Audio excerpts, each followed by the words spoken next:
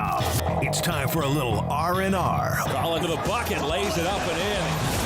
Ball game, Rizzo! Live in the Anajar and Levine Accident Attorney Studios, this is Russo and Rizzo on ESPN 106.3. This team is going to be tough when they finally get it together. Sit back and relax. Let Russo and Rizzo take you home. Oh, mercy!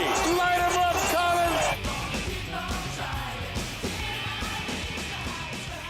Live from Cardinal Newman in downtown West Palm Beach, it's Russo and Rizzo on ESPN 106.3. We got Colin Russo, Mike Rizzo. We got Damien Perez back at City Place Studios in downtown West Palm Beach. We got you for the next 2 hours. Got you for really the next about 8 or 9 hours tonight, as we got a packed high school slate of games that you can hear from throughout the night, including and especially Cardinal Newman West Boca here at Cardinal Newman, a battle of top fives on the ESPN West Palm high school football poll. That's going to be tonight. You can catch Christian Cat on the call on that one. We got Mike Rizzo, Colin Russo, and we're also streaming live on YouTube, Facebook, and Twitter/X at ESPN West Palm. Got a lot to do today because you got a good sports night. You had 2 baseball games tonight. You had a great Thursday night football game last night, and a lot of 40-year-olds who showed their prowess. Max Scherzer of the Toronto Blue Jays basically telling John Schneider to beat it in the 5th inning when he came out and said, hey, we might need to take you out here, gets 3 more outs. An awesome moment seeing the true psychopathic nature of Max Scherzer. And then you had Joe Flacco, Mr. Cool, taking the Cincinnati Bengals down the field and is able to control the game for the most part, at least for 3 quarters. And the Bengals took down the Steelers 33-31. And all of a sudden, that team 3-4, a quiet 3-4, now in a decent spot to turn their season around a little bit with an easy schedule up ahead. We got that. Milwaukee Brewers fall down to 3-0 against the Los Angeles Dodgers. Everything is all but closed there. But let's start with what we saw on Thursday Night Football last night. Was there a sense of good for Joe Flacco coming from Mike Rizzo last night? No, there was a sense of Andrew Berry and Kevin Stefanski should have the doors locked on them when they go to Berea this morning. What a disgrace. I mean, 3 touchdowns, 342. I understand he's throwing to Chase and Higgins. It's a big difference there, Colin. But Joe Flacco went from not being able to complete a pass past 5 yards to throwing down the field and leading the Bengals in a road victory. The Browns were in that. They were at home. The Browns. Let's put it this way: the Browns played Pittsburgh last week, and they were able to do absolutely nothing offensively. I understand the Bengals were the home team in the game, but at the same time, Colin, that's a team without their starting quarterback. That was a team who has really dropped. What are they? They dropped 3 in a row going into that game, and to put the effort that they did with Flacco into the game plan, it really makes you question everything as a Browns fan. It makes you question the GM, it makes you question the head coach, and it makes you question the whole operation. On the flip side, I think for Cincinnati, all of a sudden, they feel pretty good for the season. We've seen Flacco inject life into teams, a la the Browns 2 years ago. I know things didn't go well with the Colts last year, but one thing's for certain. If he gets good direction, if he gets good coaching, and he's got good things around him, a good offensive line, we could sit here and say if the Bengals have a good offensive line or not, but he was having time to throw the ball last night, and Jamar Chase and T. Higgins catching it. So good for the Bengals for making that trade and getting Joe Flacco. Let's see if this thing is going to last throughout the next couple of weeks. But I mean, you can't look at the Bengals and go, what in the hell were the Browns thinking getting rid of Flacco and going with that? I don't know. I was very upset watching that game last night. And Pittsburgh kind of pooped it away. It is what it is. But that's a tough game. I know the division isn't as good as it has been in the years past, Colin, but these teams know each other. And now I think I understand why Mike Tomlin was so angry at Andrew Berry and company for trading him away. Yeah, but I mean, Colin, 81 years old was the combined age of these 2 quarterbacks. They threw for 7 touchdowns and 2 interceptions. I mean, my goodness, it was a good game last night. On a short week, vintage performance from either side. But Flacco definitely was the star of the show. Rodgers even played pretty well, too. It's bizarre because you wonder, the Bengals are done. Tomlin was 100% right when he said, don't give them fuel. And what Flacco provides is a little bit of stability because they have so much talent. They have so much talent offensively. If there's one thing that you get to give the Cincinnati Bengals credit for is they're going to have an offense that can score points if they got the right guy throwing the football. And, Flacco doesn't need to be Burrow. He doesn't need to be Burrow. He just needs to understand that you could throw the ball to Jamar Chase 20 times. He quite literally did. 20 times, and it will work out. And that's exactly what that guy was unbelievable. 16 receptions. Unbelievable the amount of offensive production you saw from the receivers. Now, the problem with the Bengals is about every single game this season, they have given up about 30 points, essentially, outside of week 1. And this is not sustainable. But if there was a do-or-die game on the Bengals schedule, it was this game. Yeah. And the fact that they went to 3-4, that looks a whole lot better than 2-5. It does. And if you're the Steelers, if you're a Steeler fan out there, I think you're a little bit worried. You really had a chance to be 2-0 in the division, really solidify your spot in first place in the AFC North, and you were unable to do that. Now, Jamar Chase, 16 receptions, 161 yards, and 1 touchdown. Did they trade for a certain Miami Dolphin cornerback in the offseason? Colin, Jalen Ramsey got cooked last night. I mean, it's Jamar Chase. No matter who was guard, they threw him on Higgins. They threw him on Chase. That poor guy had a rough go at it last night. And Joe Flacco was putting that ball on a dime.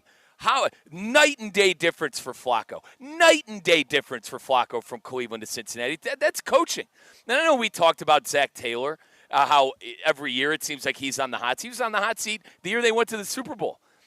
But that's coaching right there, having Flacco the last 2 weeks throw for last night alone. And they played well on Sunday, too. Kyle, last night alone, the 3 touchdowns that Flacco threw, that was more than he threw with the Cleveland Browns through 4 weeks.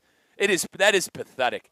That is pathetic, and I'm sorry. I hate to keep going back to the Browns making the trade, Colin, but it's all I can do. This is all I can do. It is true because it just makes the Browns look worse. It does. Every game that this continues, and every sort of shred of success that the Bengals see in Joe Burrow's absence, who will come back eventually, this just looks poor on Cleveland because where else do you look? It's the same guy. I mean, 2 weeks ago, Flacco was the same person that he is today. What has changed is the roster construction around him offensively and the coaching. So that means you could look at the front office and the head coach of the coaches of Cleveland because they couldn't get anything. They couldn't squeeze a droplet of good football out of him. And the Bengals can do it immediately. What trading him for the 6th round, 5th round pick that it was, that fifth rounder. Colin, that says to the league, we think this guy stinks. If you're trading him within the division, you're basically saying, hey, we think this guy stinks. We're going to trade him intra-division and do this for the first time in the history of both our teams. Now, if I could bring up some ancient history, Paul Brown left the Browns after Art Modell fired him and built that team in Cincinnati. They don't like each other, guys. Those 2 teams don't like each other, okay? If you're trading them within the division to a bitter rival, that's telling the rest of the NFL this guy stinks and the Bengals are going to be worse off with him. It's not been that way. It's not been that way. The biggest problem is not the fact that they traded him, because you and every other Brown fan out there wanted him to be traded. But it needed to happen. It's where they traded him, which is the bigger problem. Because you can't tell me, no Brown fan can sit here and tell me we're better off with Joe Flacco 3 weeks ago and we should have kept him around. No Brown fan should say that. No, but that's what I was getting. The point I was making was if you're trading within the division, that's saying, hey, this guy stinks and you're worse off with him. It's a no-no. It's something you don't do. So I'm bitter today, Kyle. I really am. I wish they'd lock the door. And like I said, I think Stefanski can actually coach. It's just run its course. You know, Barry can't evaluate talent. He thinks it's this Microsoft spreadsheet. All right, the games are won with good football players.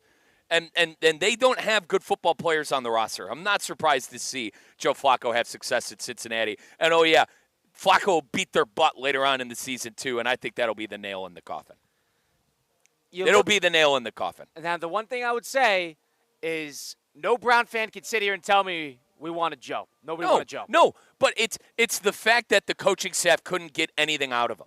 It's like, okay. And it's the fact that they traded him in. It's like, okay, Stefanski, a quarterback guy, offensive guy. It looks like it's run its time with Joe. Joe can't do it anymore. It's time to move on to one of the rookies. Fine, you're right.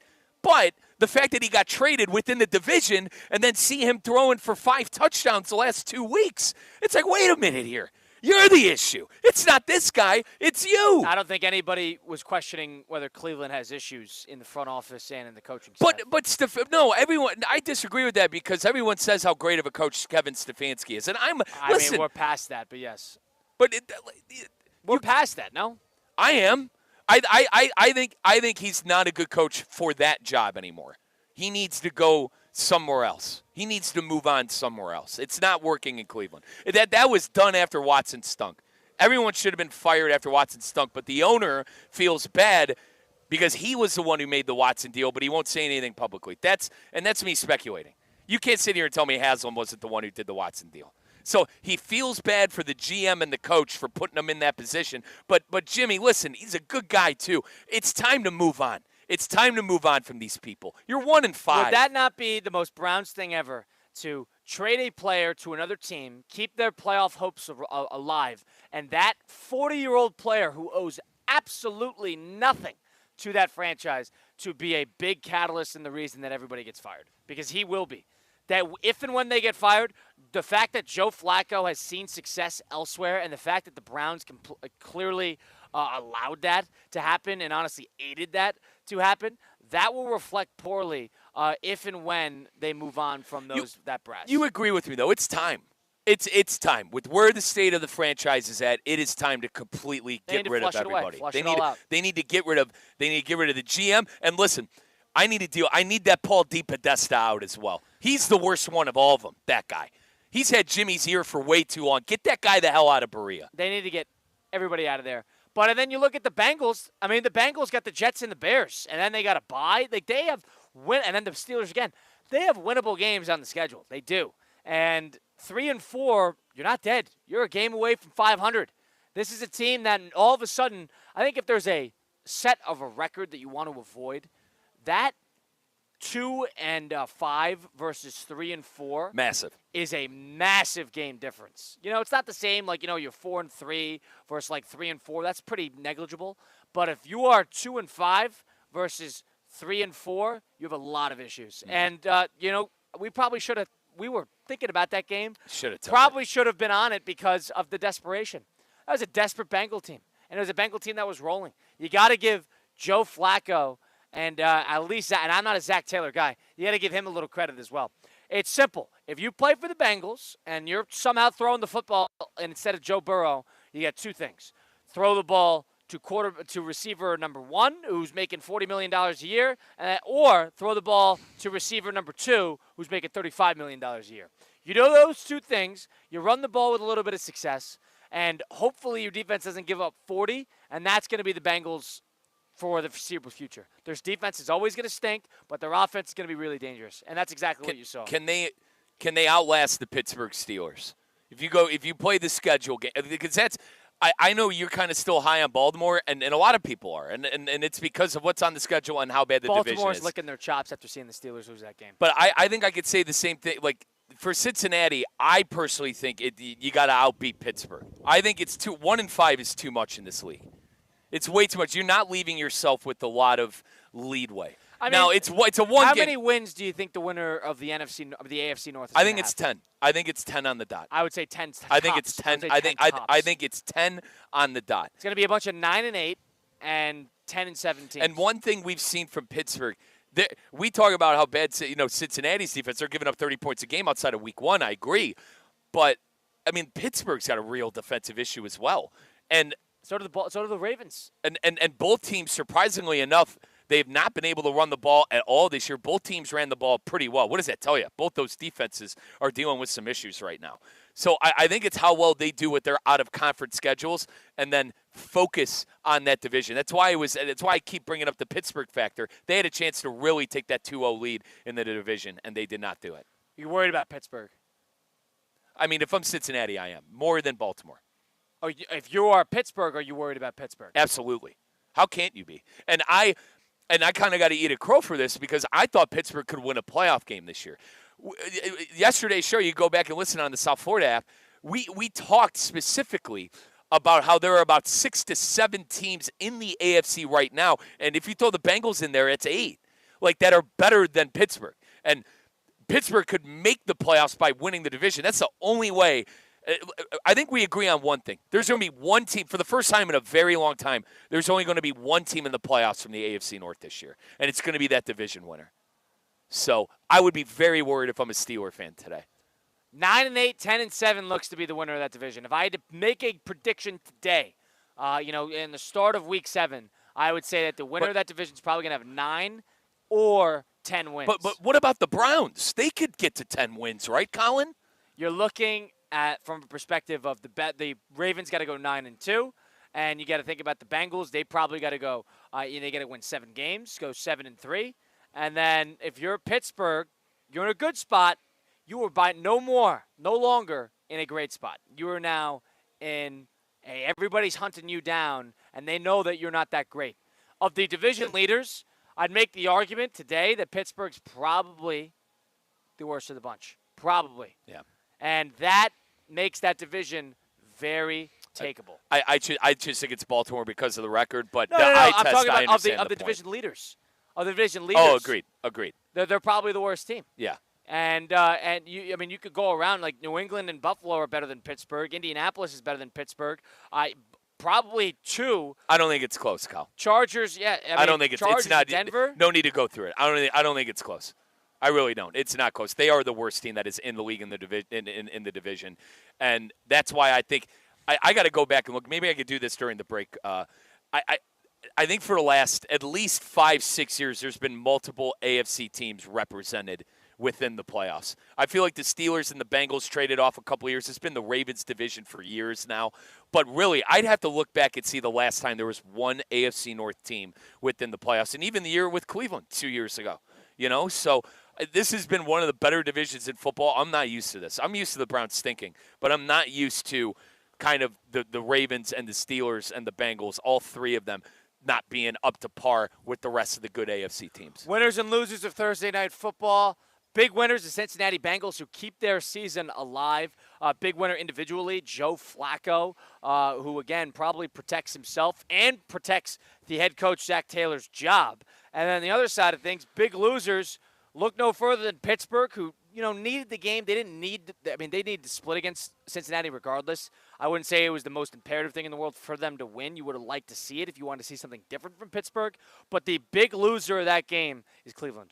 That's the big loser of that game because Cleveland was they're that team in a fantasy league that trades the league winner away in week 3, and then all of a sudden the other team is soaring high because of what you did. You're the screw up in this scenario. You lose again in a game you didn't even play in. It's classic Cleveland. Andrew Berry might be using AI to run this team. Now that I think about it, he might be using Chat GPT and mathematics to run this team. That's not how this league works. You need good football players.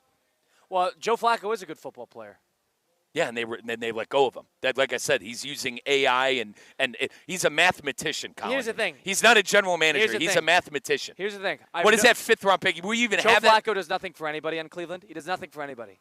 But he does a lot of things for a lot of people in Cincinnati when they needed him. That's the problem. It's telling of how incompetent the current people are in their positions in Cleveland. That's what it is. I had no problem with them trading Flacco. Don't trade him in your division. Don't do that. There's your sign. Don't make trades in the division. I mean, come on. Let's think out loud here. Now this is going to be rubbed in your face every single week until the end of the season.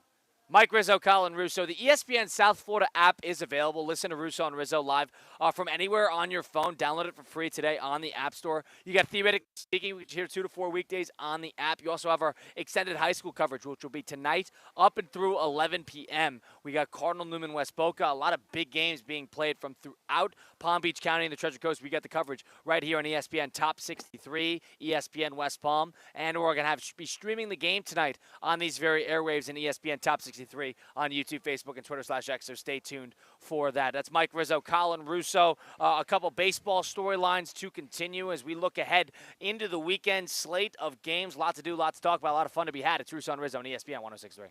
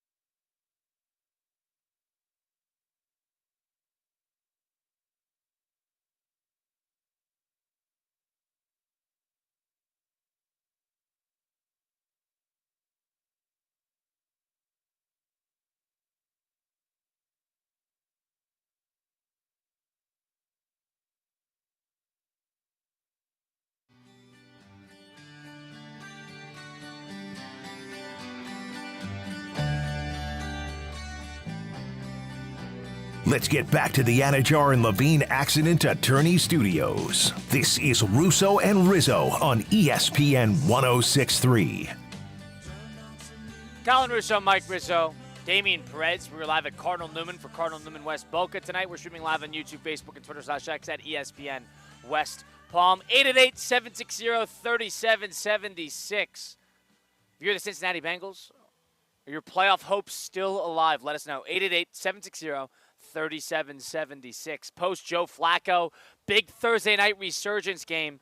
They moved to 3-4, taking down the Pittsburgh Steelers 33-31 on that front. We got to talk about the other games. We'll make some picks a little later on in the program. But first, we had two games yesterday. And in a game where I thought the Milwaukee Brewers would show a little guts, a little life, a little fight back, nothing. 3-1 against the Los Angeles Dodgers. They fall down 3-0 in the series. And they have had the worst hitting metrics of any of the teams playing. Yeah. Is that right? Terrible. Kyle, one run. One run again? I swear I saw that game. Oh, yeah, it was 2 nights ago. That was the same exact game that I watched 2 nights ago. And they handed off the game with the wild pitch and the errors in the 6th inning to give them the 2 runs, essentially. They were terrible.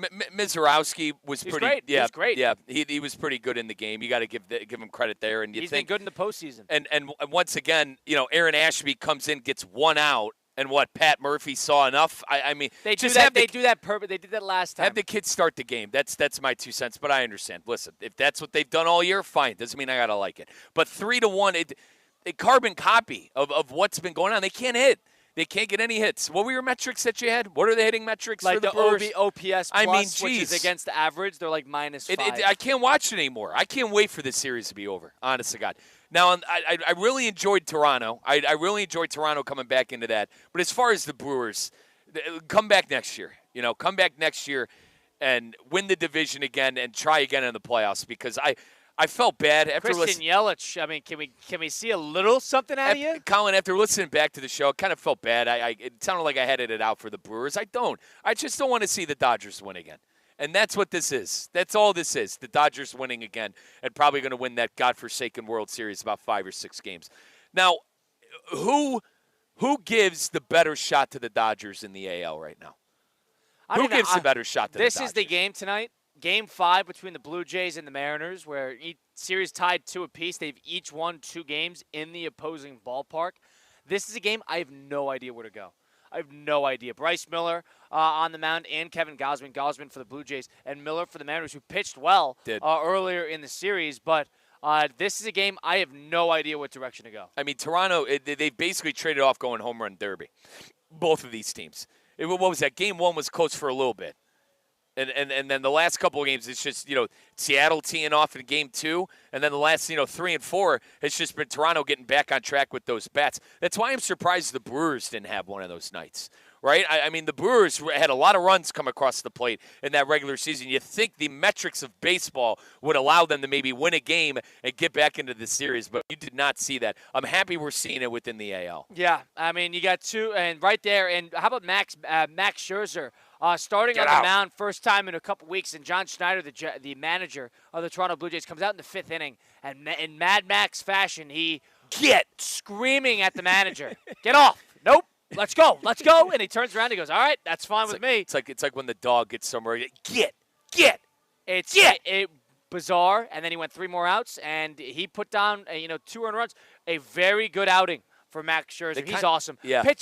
Pitching, baseball needs more psychopath pitchers, Agreed. and he's such a classic one. Jack Flaherty showed another good one in Game 5 between the Tigers and the Mariners. You need more guys like that. You do. Because they just lose their mind, and you can just watch it unravel. I mean, it's a joy to watch. He wants it that bad. He's a 40-year-old. He is awesome. Yep. That is an awesome player right there. 40 years old, hasn't won a playoff start in 4 years, and all of a sudden coming out and screaming his head off about staying in the game. That is what Hall of Fame players do, and that is the type of thing that I absolutely love seeing. I love Mad Max. I mean, he was one of the biggest reasons they won in 2019 with the Nationals, right? And to see him doing this in 2025 is truly amazing.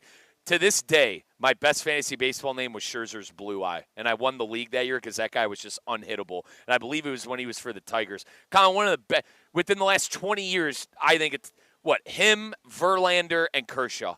That's probably the three best pitchers we've seen the last 20, 25 years. Him, Verlander, and Kershaw. And it was good to see him get back on track last night. And thank God, Mad Max, I needed a good playoff series. All right, they haven't been good games. Kyle, they haven't been good games. They've kind of gotten out of control the last couple of times. I agree with that. But we needed some drama because we're not getting it from the Brewers and the Dodgers Baseball's going to need now. to keep this series going because they got Game 5 tonight, then they got a day off, and then they got Game 6 and 7 on Sunday and Monday. And if you didn't have that, you need those extra days because then you're not going to have baseball for a week. So that was big that Toronto was able to win that game. Whose performance was more impressive? I just light bulb.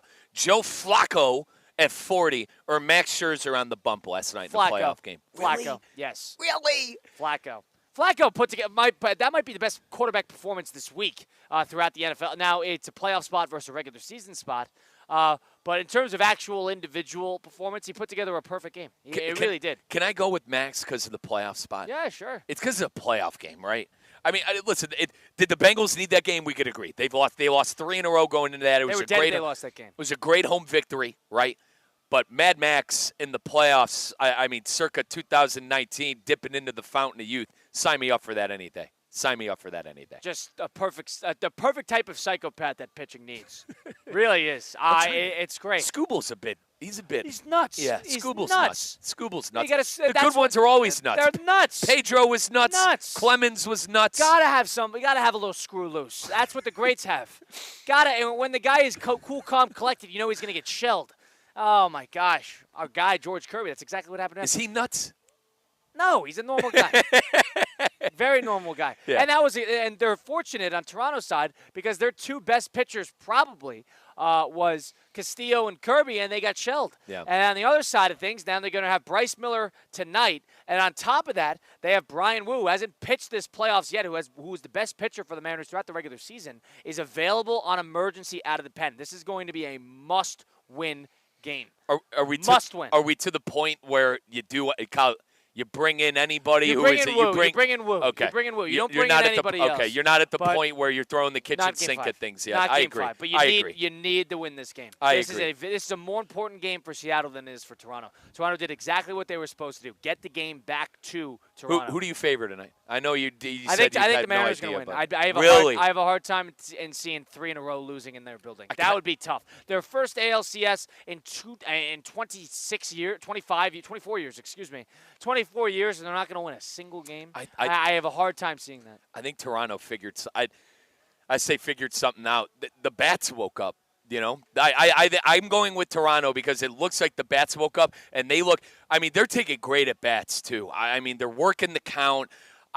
It just feels they hit like it all over the field. Yeah, it looks like the Yankee series a little bit. They really I think figured out their 1 through 9 after not being able to show up to the ballpark in their home field. The first now two the games. Great pitching will beat the great hitting, and they're going to need an excellent pitching performance tonight out of Bryce Miller and Brian Wu potentially. Yeah. If they get that. That is their chance to win. If you want to out hit them, you're probably not going to win that game. It's big spot for those guys. You don't have the offense for it. This is going to be a pitching duel, if I had to guess, because I think the nerves are really going to creep in here. Toronto sort of had nothing to lose. We got to win. We got to go for it. This is a Game 5. The count's even almost, and the winner of this game is probably winning the series. I'm willing to say that. I think the winner of this series is going to win the series. Winner tonight will win. We'll go to the World Series. Yeah, okay. I might even say in 6. I might even say the next 2. That's how big this game is between the Blue Jays and the Mariners. Are the Brewers going to waste our time tonight? Watch them win tonight. They're probably going to win. Watch the Brewers win tonight and force this thing back. It's Shohei on the mound. So the thing about it is, wouldn't that be a perfect ending to the season? Is the Brewers who are thinking, we got the horses for the race, and in comes $700 million man Shohei Ohtani, and he closes them out in easy fashion, and they shut them down. I mean, they haven't been able to hit, and the Dodger pitching has shut them down. You got to give the Dodger pitching credit, too. This is not just Milwaukee not showing up. This is not just the Brewers laying an egg and everybody forgetting about it. This is on top of this. This is the Dodger pitching just putting together one of the best postseasons we've seen in some time. I mean, Glasnow fanned 8 guys last night, basically 6 innings. He went And 5-2. Roberts ripped them out, and that. He ripped them out in that sixth inning And a with 2 outs. franchise record for the most games in which a pitcher for the Dodgers was 1981 when they had 11 pitchers go 6 or more innings and give up less than 1 run. Unbelievable. And they are at 8 already. Well, and they could have had 9 yesterday if they gave Glasnow another out, and they did not. So this has been think about it last year. You want to say the Dodgers don't beat you the same way every year because last year was all about their bullpen. Yep. They bullpenned Game 5 of the Padres game. This is what they do. I mean, they can beat you in any different way. Any different way, any game. Well, good news for the Brewers is that they got through the 3 pitchers, right? They're going bullpen night tonight. Oh, no, they're going probably greatest player in the MLB right now and the Babe Ruth of 2025. It's unbelievable. Kyle, I know you yelled at me a couple of days ago. We said it yesterday. I know you yelled at me, but, brother, I don't – like, I'm watching the ALCS, but, like, why are we watching? It's going to be the Dodgers. It's going to be the Dodgers when this thing is all said and done. I think Toronto will give them the best fight. I agree with you. They're bats. It's because you pray to God that Toronto will be able to hit 10 to 11 runs a couple of times. Yeah. Honest to God. That's what you're hoping for. You need runs. You're hoping Toronto and Vladdy and they company, offer something Springer. different, though. Each team offers something different. Mariners have better starting pitching, but the Toronto has better bats. I almost think that the Dodgers lineup is inevitable and that they're going to score runs one way or another. So whether it's only 3 runs or not, they're still going to score a couple. Yep. So because of that, I would favor on the consistent offense over the consistent defense and pitching. The Dodgers can out-pitch teams in pitching duels, and the Dodgers can out-hit you in a home run derby as well. They got everything.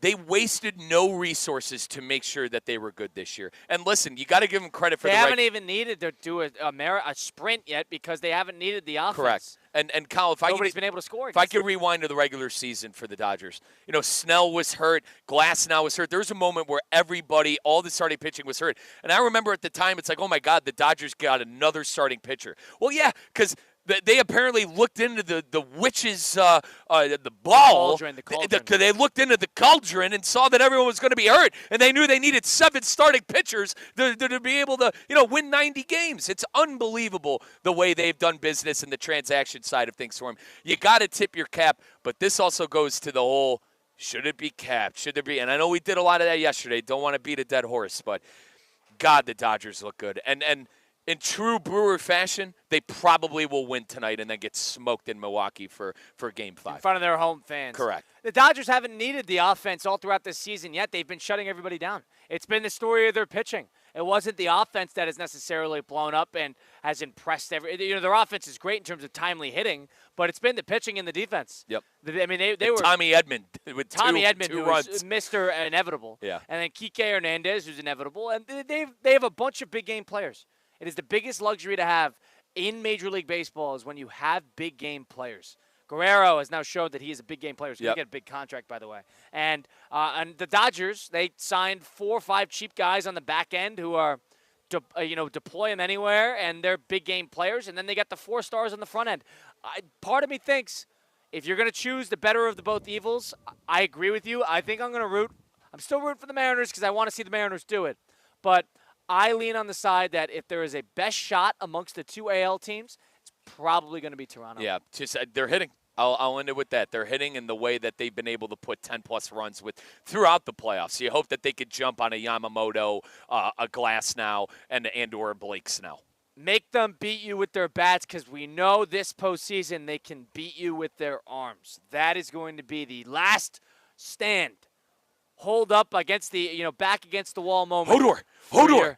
If you're the MLB, everybody versus the Dodgers. All right, last chance here. Let's give them our best shot with the bats. Make Shohei beat you with a big at bat instead of a no leverage at bat early in the game. Make him try to get you a base hit, 1 man on, down 2 in the 7th inning. You give them that type of pressure, then we'll see what the Dodgers are really Hold about. the door, Kyle. Hold the door, brother. Mike Rizzo, Colin Russo.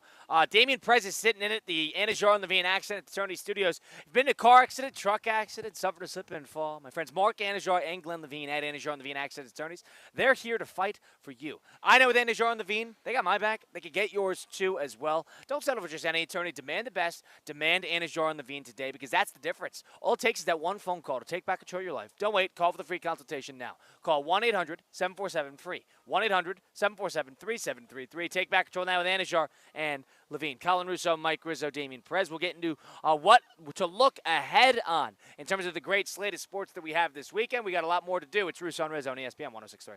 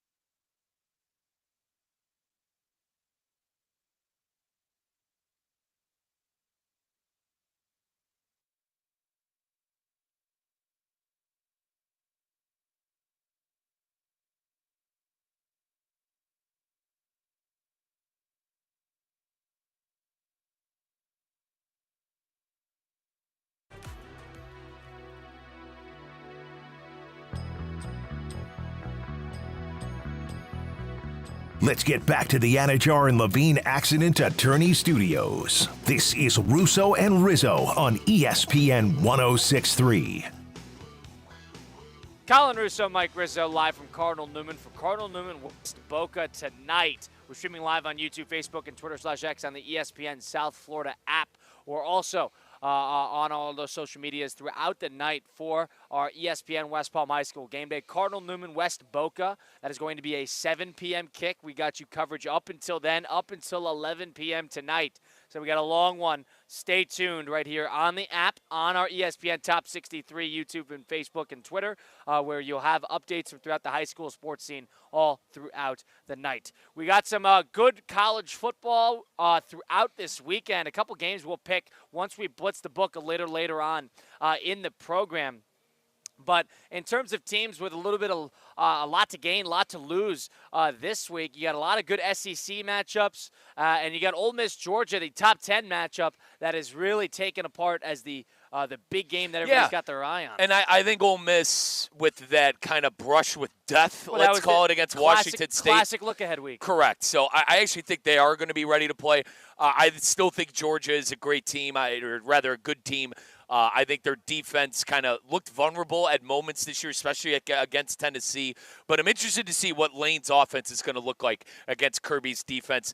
They've been poking, these are two guys that know each other well. Lane was poking fun at Kirby during press conferences. So, I mean, thank God for the SEC because they're giving us the matchups this weekend, right? I mean, we're at that point in SEC football where every single game is probably going to be must-watch TV. So you got plenty. LSU, Vandy, Tennessee, Alabama. And by the way, LSU, they're not favored in that game. That just goes to show you how much Vegas and our good friends at Hard Rock Bet respect Vanderbilt. Vanderbilt, one of those teams that I kind of foo-fooed when it came time to go to Bryant-Denny and play Alabama. They hung around in that game. All right? They hung around in that game. I stand by what I said about the SEC. A lot of good teams. I'm waiting to see which one of them is the great team. I've kind of think it's Alabama at this point.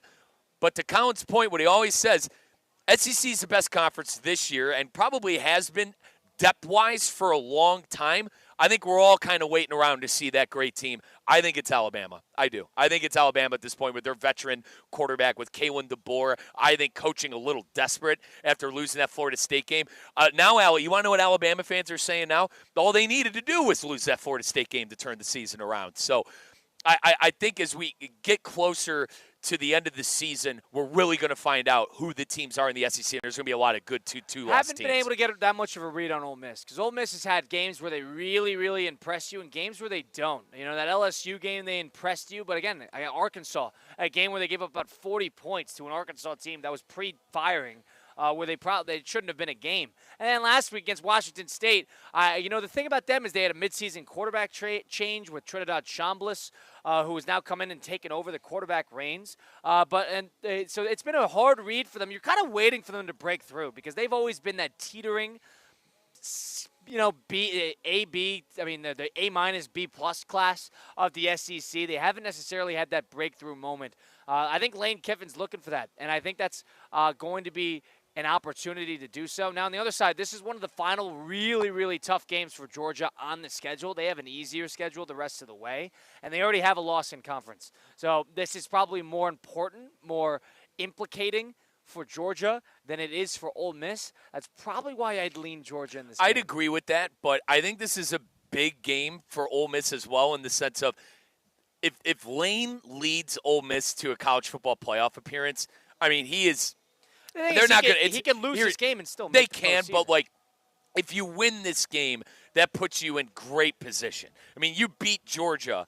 That puts you in great position throughout the second half of the season where Ole Miss, also an easy schedule the rest of the way. So it's like you win this game, that gives you great momentum to be one of the 3 or 4 teams, darn near maybe 4 or 5 that we might be seeing coming out of the SEC this year. And the point I was trying to make about Lane, I think Ole Miss would lock up their spot in the SEC championship game if they win this game tomorrow. They would lock their spot up. I like what you said about the B+ A- kind of team because since Eli Manning, Ole Miss has kind of just been a decent to good team year in and year out. Getting to the college football playoff, I think with the boosters at Ole Miss and the people that kind of run that program from the outside, I think that would mean big if Lane was able to do that. I know it's an anybody can beat anybody any given Saturday league, but they got Georgia on the road. If they win that, and Georgia, first of all, never loses at home, and only Alabama is able to do it.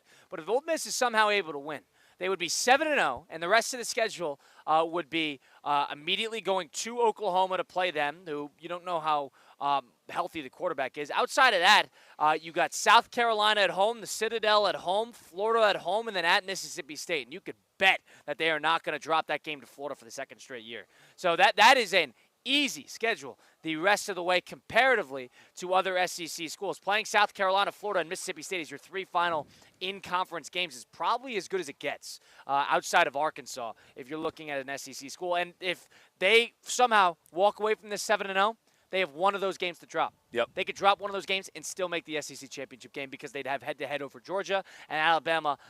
It'd probably be them and Alabama because LSU already has a loss in conference as well. So I'm willing to go as far, unless Ole Miss really does choke it away later in the season. But I don't think this team is the same as that.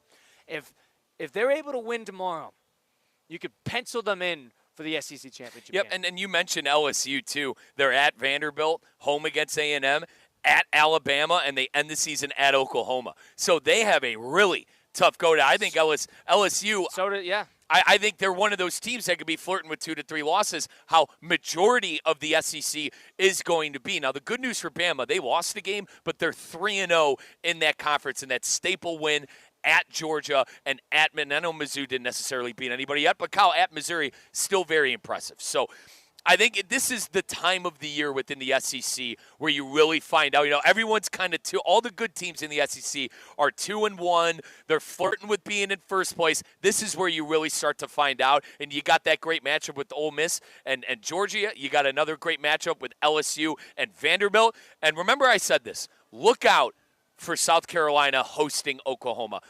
The only reason I say that is because I worry if John Mateer is healthy. After watching that Red River rivalry last week and how bad Arch Manning played in the game and how they were still able to win 23-6, look out for that. Look out for maybe Oklahoma to not, I don't want to say lose the game, but kind of being a thriller with Lenore Seller in South Carolina. That'd be an ultimate collapse because they got the toughest schedule out of any SEC team the rest of the way. They got 5 straight ranked matchups to finish the year. 5 straight.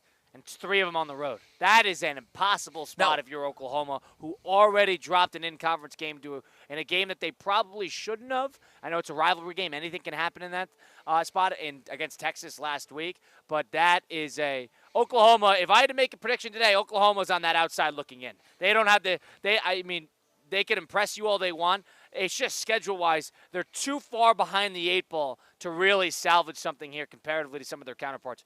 I mean, to finish off the season with Ole Miss at home, and then at Tennessee, then at Alabama, then Missouri, and then LSU. If you finish the league, if you finish at 3-2, you're almost looking up, saying thank you. That's right. 3 losses already in conference. So that's where I would be a little nervous for a team like Oklahoma. It's Battle of the Stogies, Alabama and Tennessee. This is always the game where they smoke the cigars in the locker room. Now, it's at Bryant-Denny. If Tennessee's 2-1 in conference, I feel like a big statement for Tennessee and to put themselves in the conversation for the end of the year would be to win this game. I just don't see it. And maybe their defense is not good enough. Maybe, Kyle, I'm drinking the Alabama Kool-Aid a little bit too much. But at Bryant-Denny in this game, when how well Ty Simpson has been playing, I mean, it seems every game Ty Simpson plays turnoverless football, 2 touchdowns, 200 yards, 2 to 3 touchdowns. So I probably would lean Bama on that. SEC's loaded this week, as we've mentioned. Now, the one thing about Alabama is, are they going to win every game they should win on the schedule? That has not been Kalen DeBoer's mantra since he took over there. He doesn't necessarily – he wins the games, the huge games. He's good at that. But he hasn't necessarily won every single game that he should win. I know Tennessee is a big game, but that has been a team that has not been that impressive defensively. They've been great offensively. To your point, at South Carolina, at Auburn, could they maybe stub their toe? I mean, Auburn's always going to be a game. That's always going to be a game. They're home against LSU. They're home against Oklahoma. I'm very, very happy that they're getting rid of the versus Eastern Illinois at home starting, next year. So, but it's still a rigorous schedule with what they have. That's SEC ball. That's SEC ball October and on. Every single week outside of that week before rivalry week is going to be a gauntlet. Yeah, and I wonder, you don't want to get to playoff talk too early, but this is what you think about these implicating matchups, is how many SEC teams are they really going to throw in there? Are they going to throw in 4 or 5? Are they going to throw in 5?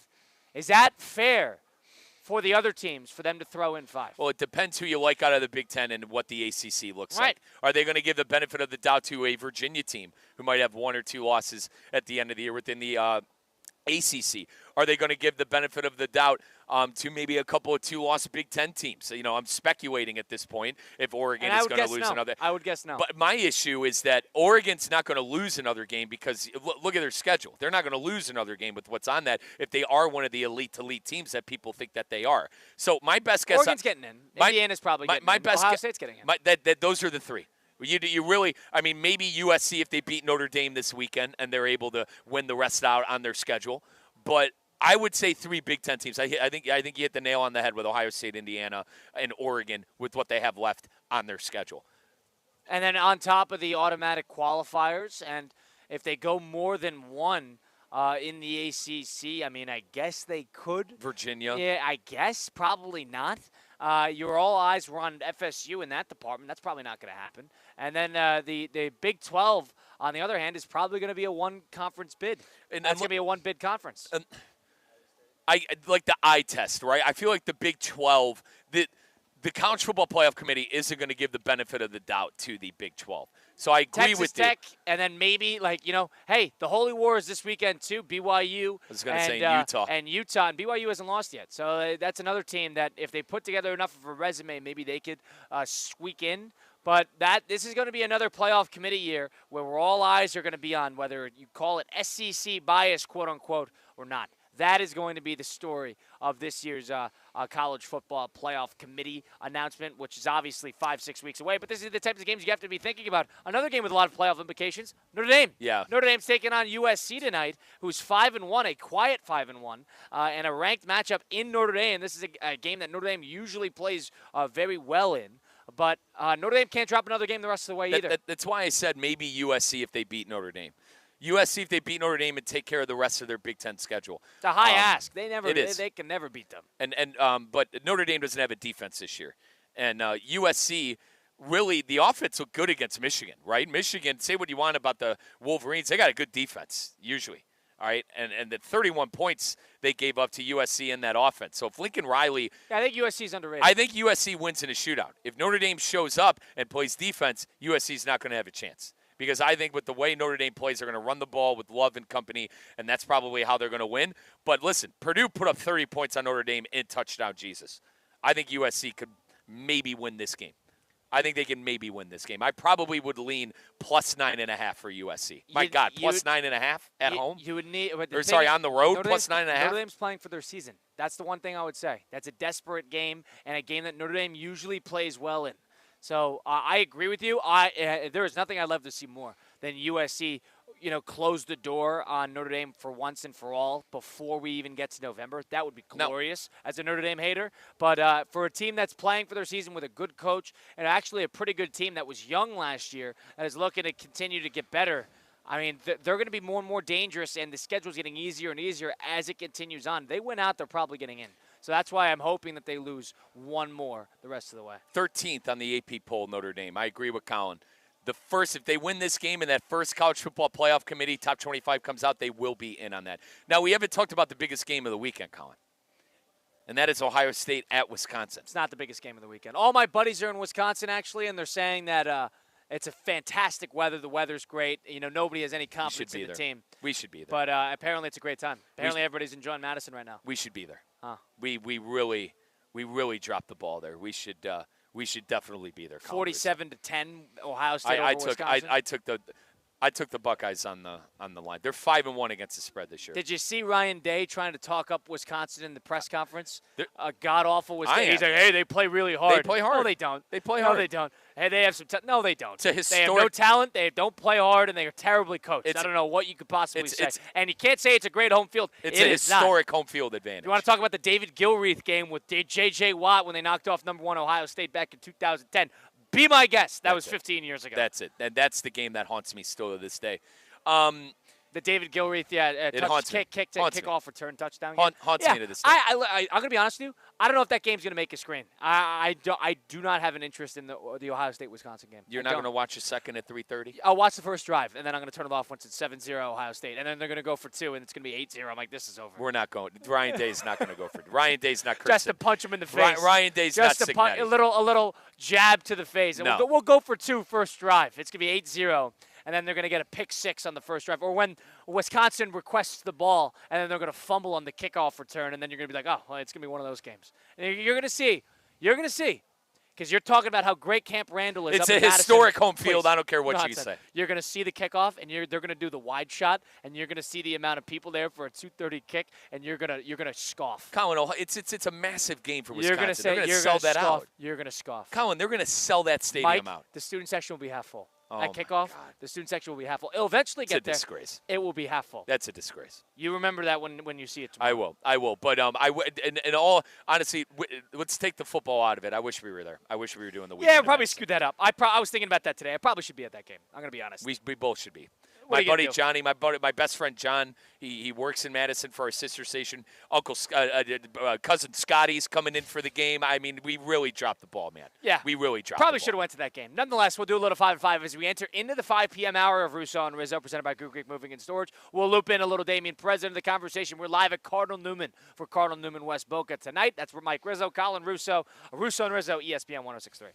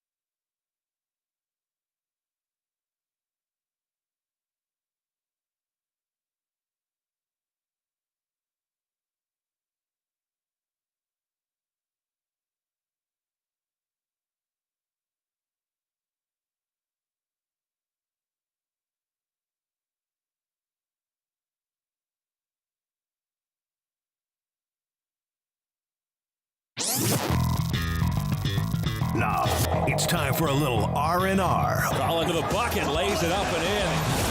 Ball game, Rizzo. Live in the Anajar and Levine Accident Attorney Studios, this is Russo and Rizzo on ESPN 1063. This team is going to be tough when they finally get it together. Sit back and relax. Let Russo and Rizzo take you home. Oh, mercy! Light him up, Colin.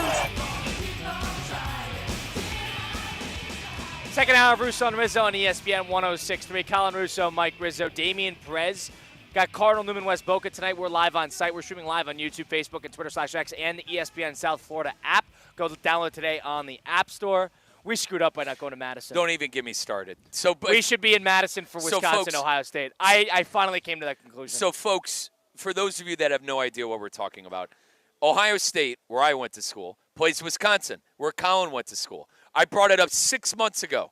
6 months ago to the station that, hey, maybe Colin and I should do our show remotely Thursday and Friday, and we should, God forbid, go to the game and be at our sister station at the Everlight Solar Studios in Madison. No, Mike, Madison's overrated. We're not doing this. We're not doing. We should be at that game. My best friend John in Strongsville, works for Good Karma there's Brands. too many reasons. Works in Madison. Cousin Scotty. You know what the worst part is? It's 75 degrees. And hang on, I'm not done yet. My best friend works in Madison. Or let's put it this way.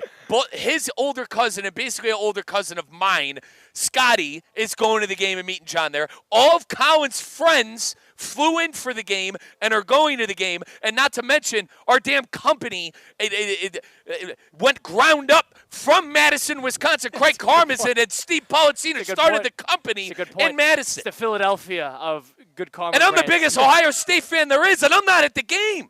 I'm not at the game. How is this? How aren't I at the game? Yeah, I agree. We screwed this up. I brought this up 6 months ago to you and our general manager, Stephanie Prince, and I got shot down. And now Colin has the audacity to tell me the day of that he has FOMO. I don't want to hear it. I'm upset. I'm very upset. What do you sound like right now? I'm very upset. I'm very upset because I told you this was going to happen 6 months ago. Yeah, I got a little FOMO. And I'm not the FOMO guy. Fear of missing out. I'm not the type, but I am today. Colin with we would have had a great day with John in Strongsville and Colin, all of his friends. We smoking RCs on the patio, hanging out. I mean, what are we doing? What are we doing? 74 degrees. My God. Go to Broad's patio. What's going on here? Go to the college club for Friday after class. We should have had a company retreat up in Madison. And I'm Wisconsin. working. And somehow, some way, I'm working. We should be in Madison right now. I agree. We screwed that up. Screwed it up. Gonna have to wear that.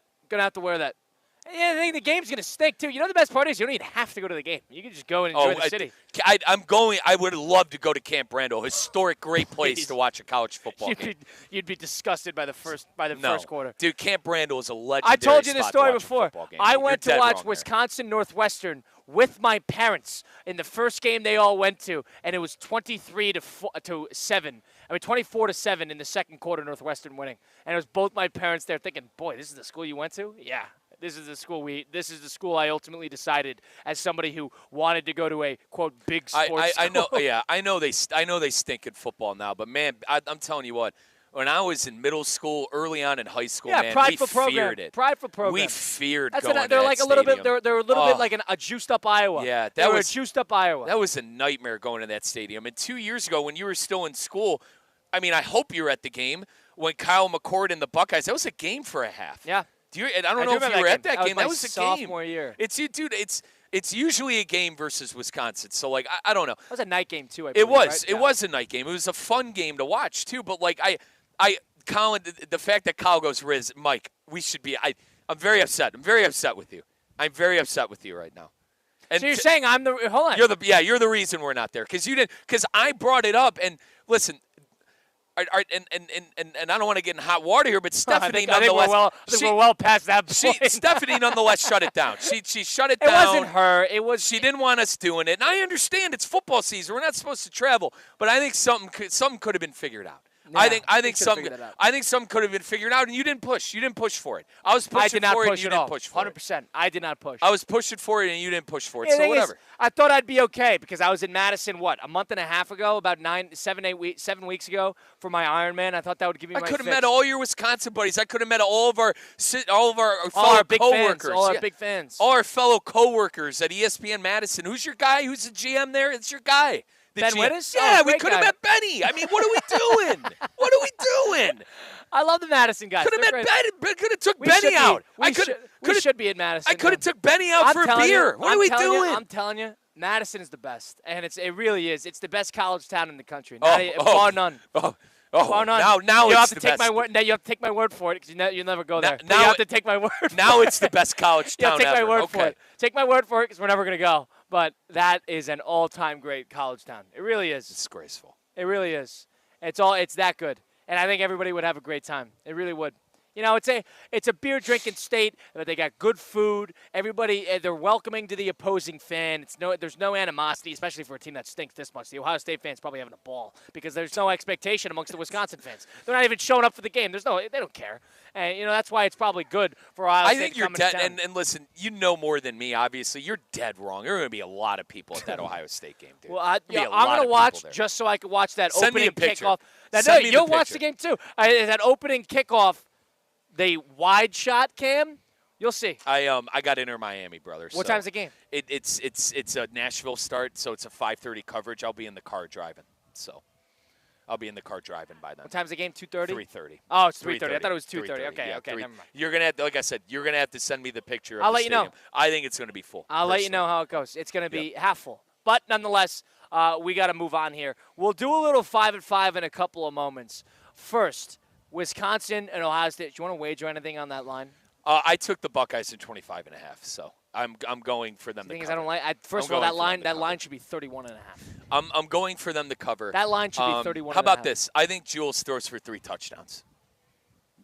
Yeah, if they're going to cover by 25.5 points, you got to assume they're going to throw for 3 touchdowns. he hasn't the last 2 games, and they've been consistently able to win. So I don't know. You tell me. You're the Scon fan. You tell me. What do you want? I'll give you that pick once we'll put the book later on the program. I'll give you my. You tell me. Pick. You tell I me. got to come up with get you a something beer or something. Tell me what you want. We'll do something there. We'll do something there.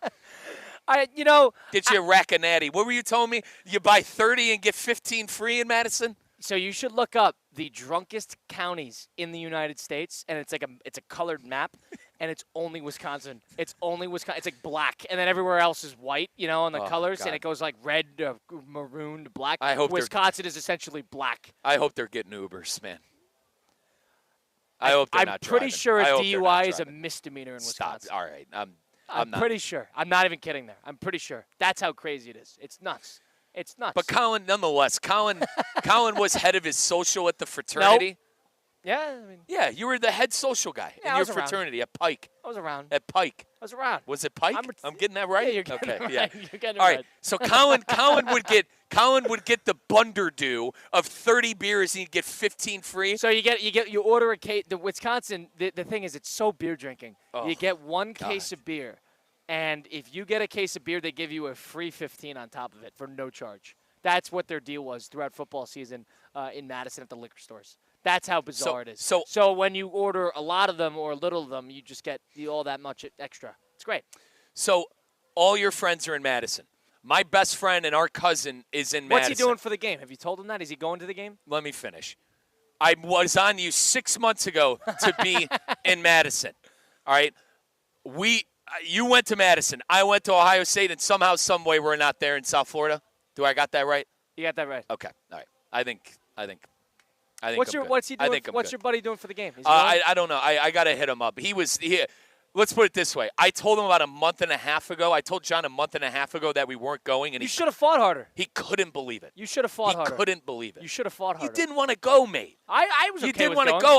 I was indifferent I on blew it. you up about it for a month. In July. I was indifferent about Colin, in July, I bothered you for about a month about it. Going to Ohio State, Wisconsin. And I never. Nah, Mike, we can't. It's football season. You know what I also said? I said the team stinks. And at least I was right on that front. The team does stink. And now, his buddies are drinking beers outside of Swanigan's, and now we're feeling left out. Swanigan's. Okay. Now we're left out. A little left out. I'm going to be honest. They're outside of Swanigan's. College club. College club. At Friday after class. That's the deal. The club. That's what they're at. And we're Friday after class. And we're not there. We're not at the club.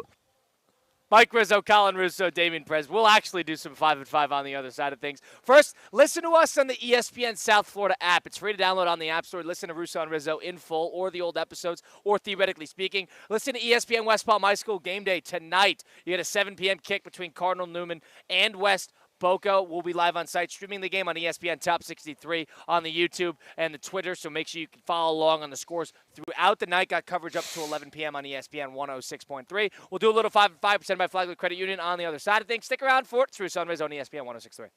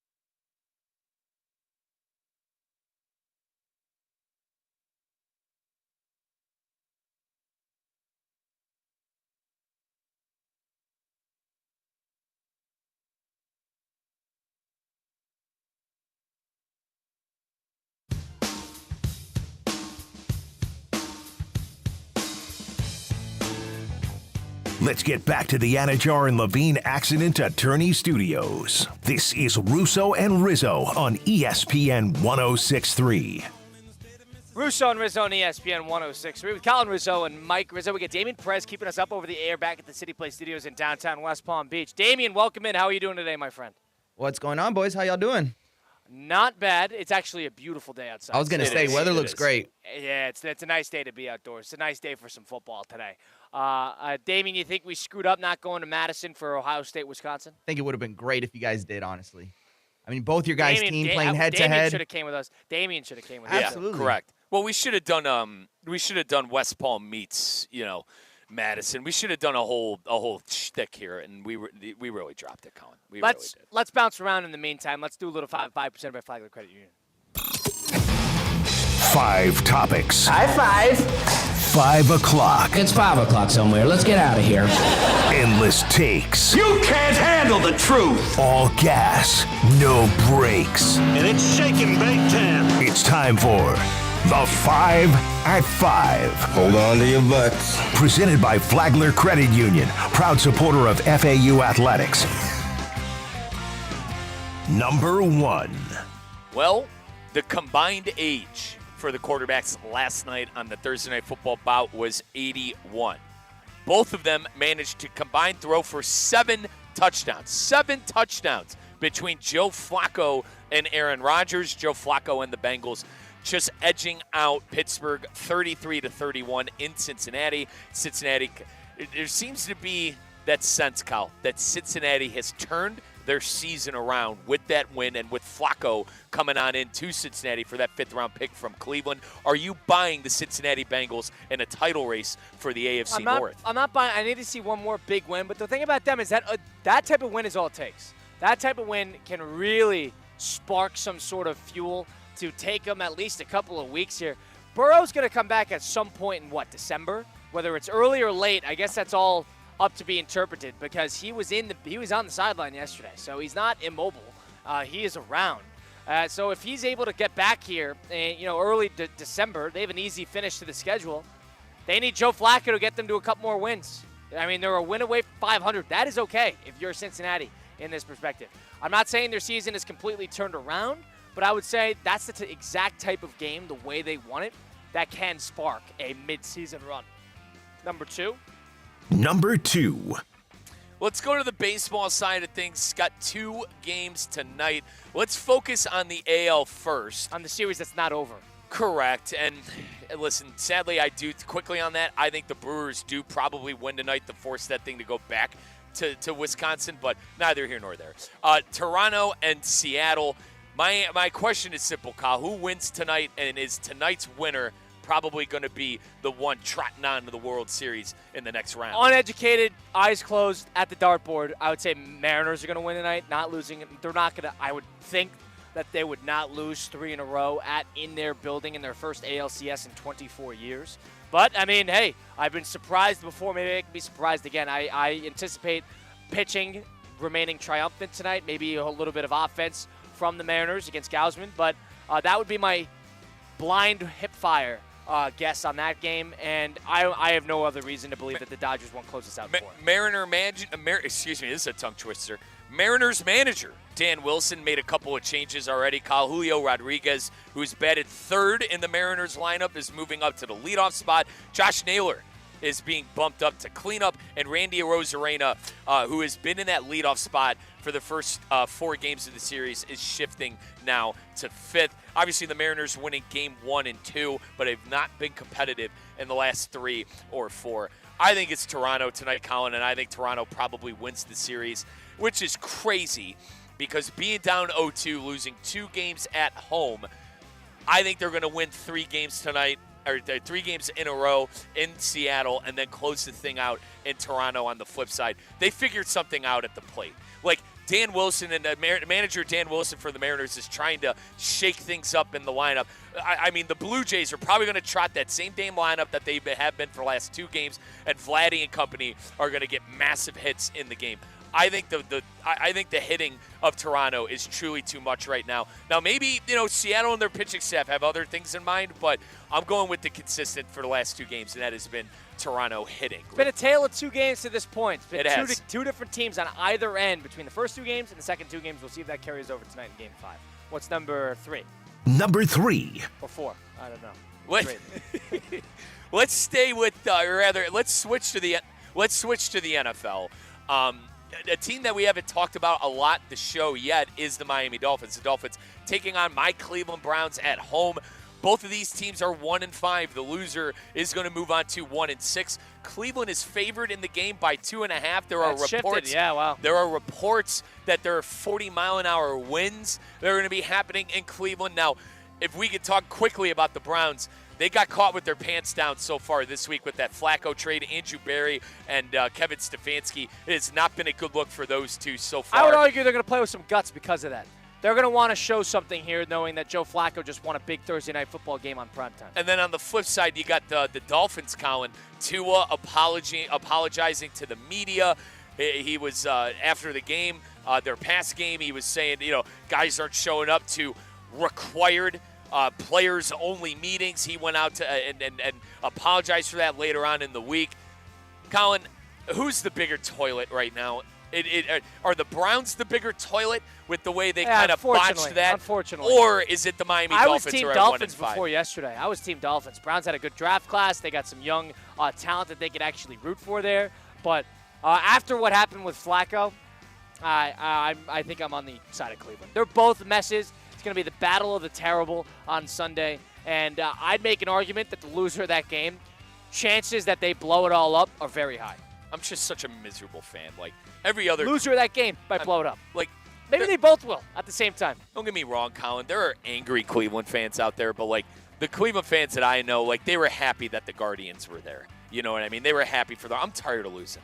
I'm so tired of losing on all fronts. I'm tired with the Cavs now with a great team and losing. I'm tired with the Browns. For 30 years I've watched a stinker, and the Guardians are the ultimate heartbreak. When am I going to win? Let's do number 4. Number 4. All right, let's move on to college football, Colin. We already talked about the big SEC matchups. You got Tennessee on the road to Alabama. You got Ole Miss on the road at Georgia. Plenty of other out of SEC matchups as well with USC and Notre Dame. We talked a lot about these games already. My question is simple. What's the biggest game on that schedule? Is it that Notre Dame and USC game just because Notre Dame's playing to be perfect? I think that probably is the most implicating game that I'll have my eye on. But a quiet game that I've always had my eye on is BYU and Utah. The Holy War.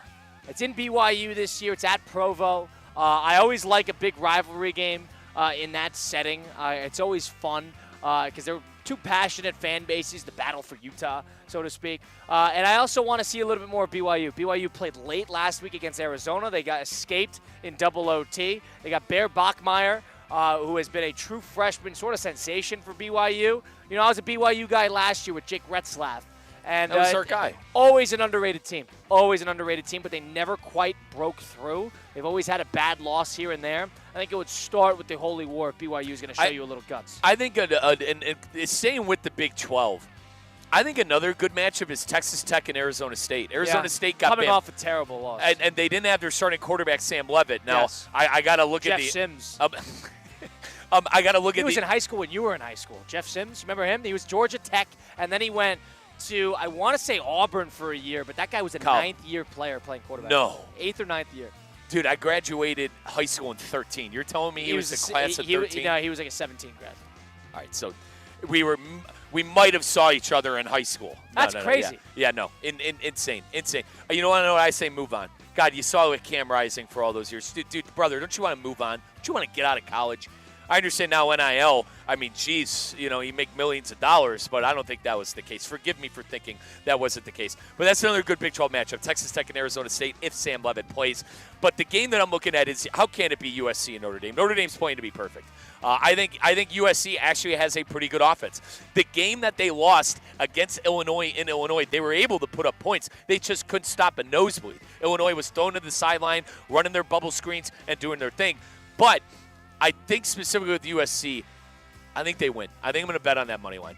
I think USC wins. I'm going to root for USC. I'm not a fan. I do not. Brother, I think there's a breach in the defense this year with Marcus Freeman. I do, which is crazy because not Freeman's as dangerous of a Notre Dame team as always, but I don't trust USC. Freeman teams have always been able to play defense. There have been questions offensively, specifically with quarterback and skill weapons. Now I know that Greathouse kid, he's good. All right, he's good, but at the same time, defense is the question this year. That's why I think USC will win, and I think it's about time USC kind of gets back on the map a bit with Lincoln Riley. Lincoln Riley, by the way, #1 recruiting class coming into next year. I think there's momentum there. I'm going to go with USC to win the game. Yeah, you're kind of waiting for him to blossom into his role there, and they had a huge win last week, so now you're expecting USC to kind of go back-to-back here. That's something they haven't done in his tenure at USC. This is a huge game. This would be the biggest game of his tenure at Notre Dame, probably in back-to-back weeks. So if they win this, Michigan and then Notre Dame back-to-back, you got to start giving USC some major credit. For the record, I'm a massive Notre Dame hater. So keep that in mind if you're looking to tail me. We're their good friends at Hard Rock Bet. Let's do number 5. Number 5. I can't get it out of my mind. I can't get it out of my head. Damien, you there, buddy? I'm here. How the hell aren't Colin and I in Madison, Wisconsin right now? Enjoy the South Florida weather. This is when it gets nice. How am I not on the patio at Swansinger's or what's the place? Bratz. How aren't I on the patio of Bratz? Pack of RCs, 75 degrees. 75 and sunny. It is never 75 and sunny this time of year. It's going to be a low of 40 the next day. Wow. Lounging in the sun, getting a tan while smoking cigarettes with scones. How am I here? How are we here, Dame? What's going on?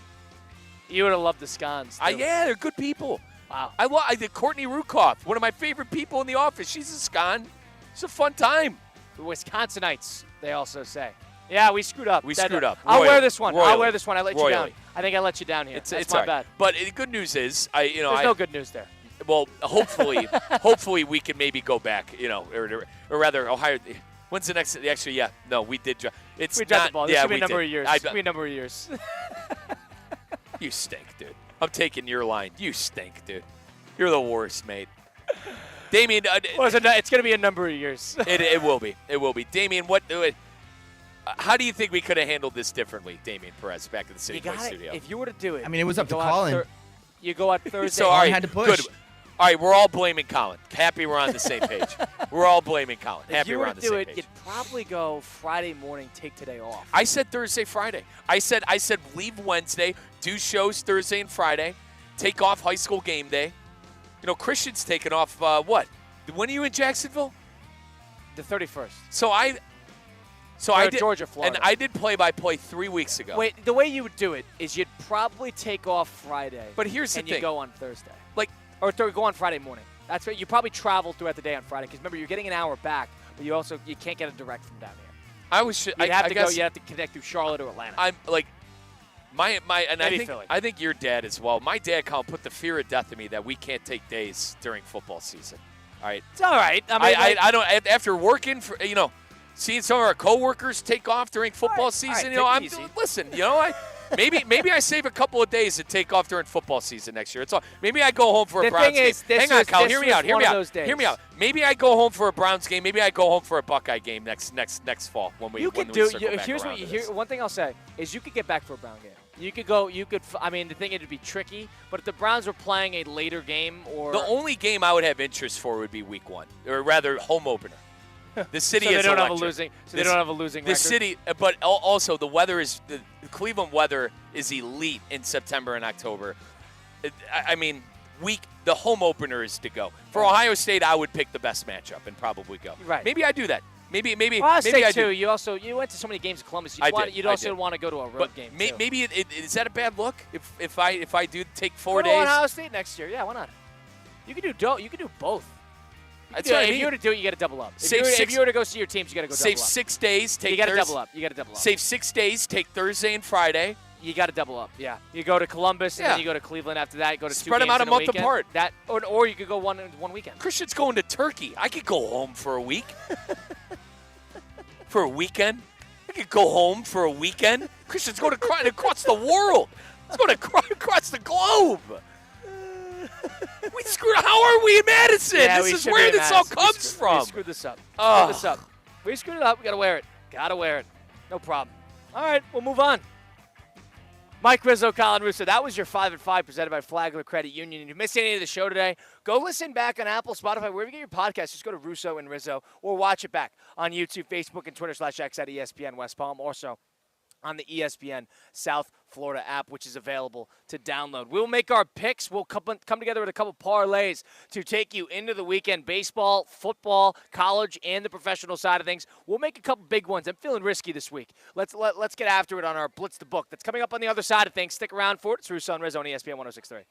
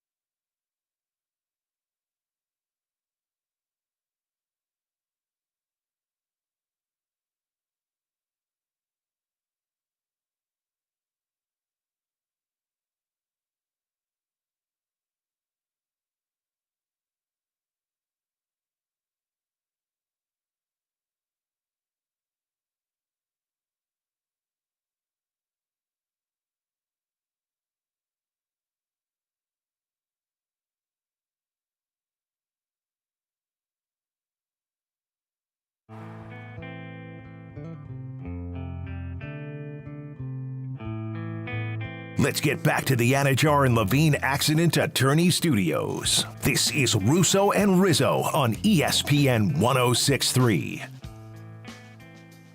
Want to win a sports weekend of a lifetime? Deere and Hard Rock Bet have teamed up to give one lucky winner tickets to two epic rivalries.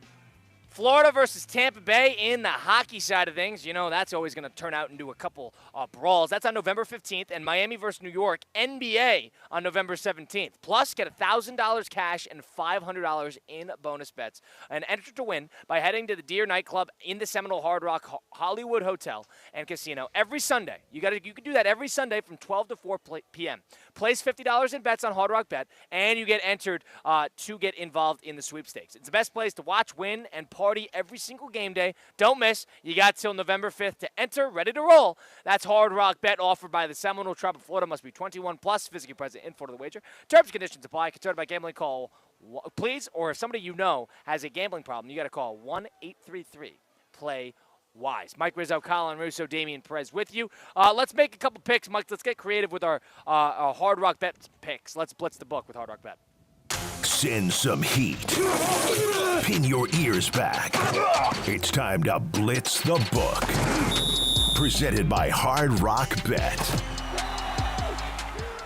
Blitz the book, Hard Rock Bet on ESPN 106.3. All right, Mike, we can put together a parlay or two, I'm thinking. Okay. All right, and let's have some fun with this. Number one, you want to do the baseball games tonight? Do you want to include those or no? I like, we're on opposite ends. I like Toronto, and I think you like the Mariners. Is that right? Yeah, that's correct. Okay. Do you think runs are going to be scored tonight? Number 7.5. I would say runs. I'd go over. I could agree with. I'd go over. Every game has darn near been over that. Absolutely. So I definitely would go over on that game tonight. And then we've been kind of teasing it that we like Milwaukee to win tonight. Do you want to go with the Brewers? Plus 170. Outright? Yeah. They definitely win tonight. I had the In Brewers. true Brewer I fashion, made a Brewer parlay yesterday, and I hit all the other 3, and I lost the Brewers to win the game. to still win the game. Don't you think tonight, Burn me. like won't our fellow Wisconsin fans be upset if they win that game and bring it back for a meaningless Game 5? No. Is there any hope? No, there's no hope, but they wouldn't be pissed. It's a I proud fan base. I don't mind. I know it burned you last night. I know you'd be going back to the well. I don't mind it. Okay, I could do that. So we could I do don't the mind over on runs between Toronto and Seattle, and and then then bet the the Brewers to Brewers. win straight Bet up. the So that's Brewers. plus Yep. 170 right there and there. We're Yep. already at 454 on the parlay. So let's mix in a couple college picks on top of that. Okay. You like USC plus 9.5? I do. I could get love behind them. that because I love them. I'm rooting for a close game. Colin, I love them plus 9.5. I really and guys, I feel this. I'm gonna bet it on my Hard Rock app. I'm gonna bet them to win the game. What are those odds? I know we're plus not 275. Yeah, I'm gonna take those odds. I'm gonna take it's USC. 10 to and a win that half game. on Hard Rock bet. I'm gonna take USC to win that game. That I still can't believe they lost to Illinois. I seriously cannot believe that team lost to Illinois. But I do like them a lot. Let's take that 9.5. Now, are you okay with taking the 10.5, Buckeyes? 10.5. Sorry, now it's 10.5. Are you okay with taking the Buckeyes? It's a big spread, but they're 5-1. Ohio State's 5-1 on the spread This would be the this year. perfect week for Wisconsin to burn us. We've been bad But mouthing them all Colin, year. hang on, brother. You cannot say that. You know what the funny part is? You cannot say that. You know what to the funny part is? me. You downplayed the that over team under so much, the over under is 41.5, and it's a 25-point line. which means they don't. They're expecting them to score 10 Ohio points. State to score points and Wisconsin to not to. They're plus 1,200 on the win money line. Wisconsin. I agree. I would say Ohio State minus 25.5. Okay, I'd I agree. like. That game is going to be. They're on their third-string quarterback? Yeah, I mean, but Wisconsin? they've tried the backup. The backup stunk, and then they moved on. Okay. Nice. So I anticipate that's going to be a 42-7 game. Do you like any of those SEC games? I would probably lean Alabama. Now, Bama, they burned me last week. I won 2 weeks ago in a backdoor cover. I would stay away from Alabama. Okay. Yeah. All right. Do you like anything in the Ole Miss and Georgia game? How I about lean this? Georgia. You want a theme? Penn What's the State at Iowa plus 2.5. No. I don't want to touch that. I'd go Iowa, if anything. I'm not buying the whole fire your coach and have momentum. Are you? You're buying that garbage? I don't I'm buy just that. saying it's a theme. It's a theme you could follow. Like for Penn State fans to look at me and go, we feel more confident about that game against Ohio State without Franklin and Allard. That's the biggest waffle I've heard of 2025, I think. So I would probably, I don't know. If you want to bet it, they take it. I don't. We have 4 in our parlay at the moment. We'll make this first parlay, and then we'll go to another one, including professional side. Yeah, and I think the last one here you do is, how about you like Alabama minus 8.5? I don't. I think we stay away from that. Okay, what SEC game? We got to take an SEC game. Yeah, of all the good games. Ole Miss and I Georgia. lean Georgia. I lean Georgia. What's that line? It's Georgia's giving up 7.5. That's a big line. At home? At home? No, they're giving up, not getting. So Okay. they're favored. Okay. Give me Georgia had a stinker against Alabama. I think they win by 2 scores. All right. I could be dead wrong. Maybe we can do that. We could do that. Maybe it was the look ahead. I don't game. hate that. We could do maybe that. Colin, maybe it was the maybe Ole Miss was the look at. They were looking ahead, and maybe they do show up Here's in this one. game. I don't see them winning. Let's hear this out. They flirted with disaster. Ole Miss has flirted with disaster too much for me. You want an any given week type game? I know we got too many on the parlay right now, but we're just increasing our odds on the Hard Rock Bet app, which you could download today. Here's an interesting one I want you to take a look at. Texas A&M is 6-0. They're at, and this is weird, but they're at Arkansas this week. They're at LSU next week. You think it's a look ahead, and we should take Arkansas? Arkansas is getting 7.5 points at home. That's a look ahead game. You want Arkansas and just to keep it close. That's a 24-20 game. I disagree, but let's do it. Let's do it. I disagree. A 2-4 Arkansas. I completely disagree. But dude, it seems like you want to do it. Let's I like do it. that one. Then I like let's that do one. it. Mike, you want to take a guess at what this parlay is? 7,200. Yeah. Oh yeah. This Makes is sense. as good as we get. Where's $20 win me? $20 would get you $1,472. Oh my God. Let's do it. Pay- You could charter a plane to Madison. Correct. We'll make it for kickoff. Correct. I like it. Plus 7,200. So here's what it is, our first parlay.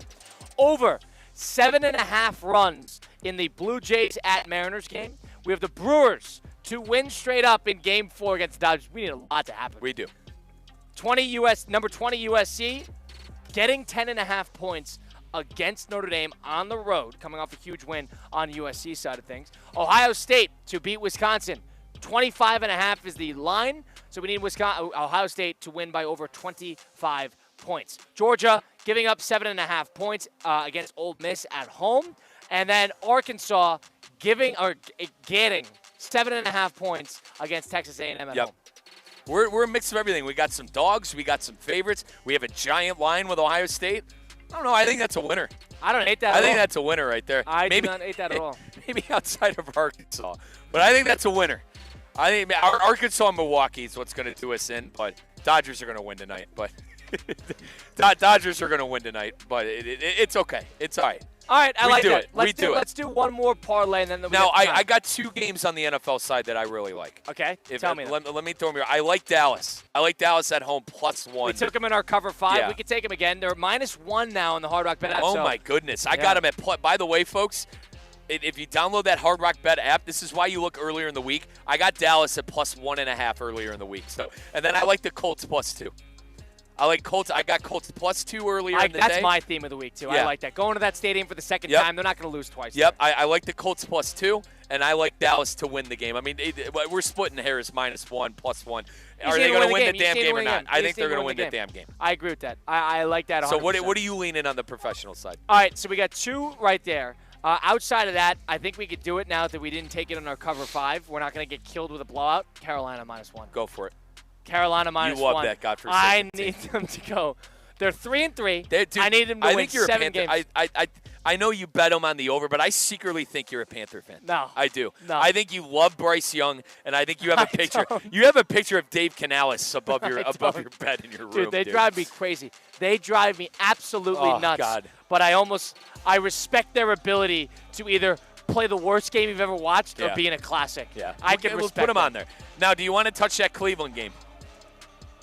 Who do you think? I think the loser of this game is blowing it all up. I cannot believe we took the Browns yesterday. I think this is a Browns -2.5, 100%. I cannot believe we took the over-under is 36. I just watched Joe Flacco throw 3 touchdowns and throw for 340. This is an easy Cleveland. I'm going to be honest with you. I think this is an easy Cleveland. Take them. Put them in there then. Cleveland -2.5 because I actually think the Browns will be motivated by Joe Flacco having a huge game. And I think they're actually going to play hard. Are you aware in response to that? My response to you is: are you aware Dylan Gabriel, a rookie, is the quarterback with Kevin Stefanski? Mike, it's 40-mile-an-hour winds. This is going to be run game versus run game. This is going to be run game versus run game. Who can handle tough weather and who can't? Favor the Browns in that decision. Favor the Browns there. That's a 4-bet parlay on top of the other one, which is plus 1260. A little bit more tame. We have the Cowboys -1. We have the Colts. Cowboys -1 against the Commanders at home. We have the Colts plus 1.5 at the Chargers. They're going to SoFi Stadium for the second time in a month. They lost to the Rams. I don't see that happening in that stadium again for a team that's 5-1. The Panthers at the Jets. They are 3-0 at home, 0-3 on the road. Unbelievable. Let's break that streak today by winning at the winless Jets -1. Panthers -1. And the Jets just were. They were in London. You need Panther rehab. No, I don't. You need Carolina Panther rehab, Mike, mate. you got to root for that team because it's a joy. Oh, it's a ride. God, it's a dude. roller coaster every game. You want to. Bryce Young does my head in. I know. He does my head in, Colin. He will have 2 of the worst turnovers you've ever seen, and then he'll turn around and have a game-winning drive to finish the game. He's a bizarre player. Really is a fascinating player. So we're taking Carolina, and then the 4th line of the parlay is going to be the Browns -2.5. Boy, do we have some crap teams on this parlay. We have the Browns and the Panthers to win their respective games in this parlay. Yep. And the Cowboys, who have the worst defense in the league. But they're at home. Dude, Washington stinks. I got to say it. I'm there with that Commander team. They stink.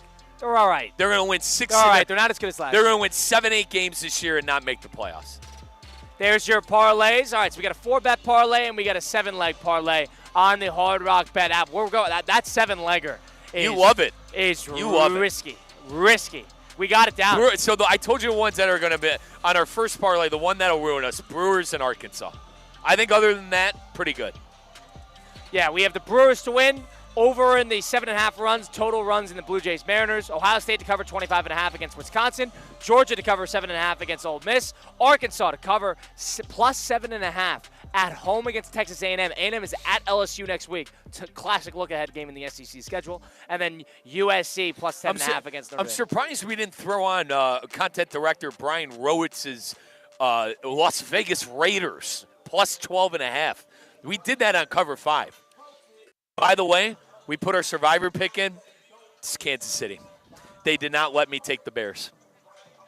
I agree with that. They did not let me take the Bears. Do not let the Bears ruin your season. I said Bears. So we went. If you're going to let a team ruin your season, let it be Kansas City at home. You'll live with that. Yeah. You'll live with Kansas City at home. I agree it's a divisional game. You don't Yeah. love that. But for a survivor, I haven't made my survivor pick yet, and I might go Kansas City. Yeah, we did KC. So I'm going to be sweating that one out, bro. I really am. I'll be sweating that one out. Yeah, if there's a game that you're going to lose your survivor at week 7 in, and I that, never last to week 7.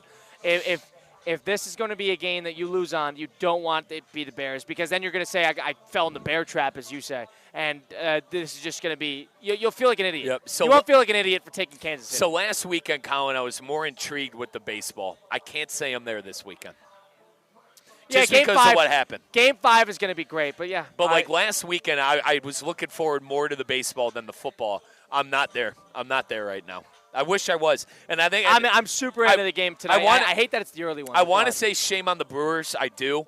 But I feel like with the Dodgers starting pitching, for them to fit, for them to have, for those guys, for Yamamoto, for Snell and Glasnow to pitch that well. I mean, you historically said that was they almost broke Dodger history with the way that they pitched. They're close. They still have a chance. They need three more starts and 6 more innings. I can't necessarily get on the Brewers that hard. Now, 5 hits at home, I'll get on. But last night, what are you going to do, man? What are you going to do? Yeah. What are you going to do? Some teams are too good. And the thing is, they had a chance. They kind of threw it away in the 6th inning. But point is, I hate that it's the late game tonight. Yeah. That's the 8:30 game, the Dodgers and Brewers, and the early game is actually the game 5, which is just that's just how the ball rolls, I guess, sometimes. Yep. But you can watch that tonight on FS1 and True TV and all those, but TBS, all those Turner Sports places, and HBO Max on the 2 baseball side. I'm into game 5. But I agree. Baseball's going to take a hit here if these series are over before the weekend's up, and then you got to wait the whole week for the World Series. And especially, you wait the whole week, and then especially the Dodgers are tonight. They're not going to play for a week. If the Dodgers come out and win that series, World Series in 4 or 5 as well, oh, God, you feel for them. You feel for the MLB I mean, at that do the point. Dodgers even want a week off? No. They want to keep playing. They definitely want to keep playing. So I like the Brewers there. Dodgers might throw this You think game. they're throwing the game tonight? No. They're going to get rid of them. They're going to have an inter-squad scrimmage before the World Series. That's stupid. That's a waste of time. I understand before the postseason. They're going to have an inter-squad scrimmage and fill up Dodger Stadium on Tuesday of next week to keep the arms warm. Yep. That's what you're going to see. Wow. That's ridiculous. Ridiculous. Nonetheless, 2 good baseball games tonight. Hopefully you get a good one in Game 5. We haven't had a lot of great games to this point in the ALCS and the NLCS, respectively. But we'll give you all the coverage as we got throughout next week in the World Series. We'll start there. Mike Rizzo, you can hear him on Saturday Tailgate alongside Damian Perez. That's going to be tomorrow. They'll give you all warmed up for the college slate. And then you also got some Kaiser Seahawks tomorrow, which you'll hear right here on ESPN 106.3. You also have Inter Miami on the app on the English and Spanish side. So stay tuned for Inter Miami against Nashville tomorrow. And then you also have Sunday Huddle with myself and Cade Chumson. That's going to be coming up on this Sunday. You can watch a little Ohio State, Wisconsin on TV and enjoy yourself and imagine how fun it would be just on that spot. And also you can stick around because right after this, you're going to have a little big-time high school football action. Mike Rizzo is going to be at Jupiter and Martin County, which is another heavyweight matchup in the Palm Beach County and Treasure Coast area. We are right now live at Cardinal Newman, who is taking on West Boca. Both of these teams travel all throughout Florida and around the United States to play some of the best teams in the area and best teams in the country. And this is 2 of the best teams in Florida that are going to be going head-to-head at Cardinal Newman tonight. So you can stay tuned for that. As we're going to have you covered. You can hear Christian Cat on the call. That's going to be at 7 p.m. 7 p.m. kickoff. I will take you up and through pregame, myself and Damian Perez. That is going to be coming up here just after this break. So we got a lot to talk about. We'll hear from a couple coaches throughout the Palm Beach County area. But for those who did tune on, those who did tune in and stay aboard with us, this has been Colin Russo and Mike Rizzo saying so long. We'll see you next time Monday, 4 to 6 p.m. As always, we'll be back at it 4 to 7, 3 hours on Sunday. Enjoy the weekend. Stay happy, stay healthy, stay focused. Enjoy the football, enjoy the baseball. Packed sports weekend and a beautiful weekend here in South Florida. It's finally getting a little cooler. It doesn't rain every day like it used to. You can start to enjoy it. Big thanks to Damian Perez keeping us up over the air. If you missed any of the show today, go listen back on Apple, Spotify, wherever you get your podcasts, all those great places. Just go to Russo and Rizzo. Colin Russo, Damian Perez, Mike Rizzo saying so long. See you next time. It's been Russo and Rizzo on ESPN 106.3.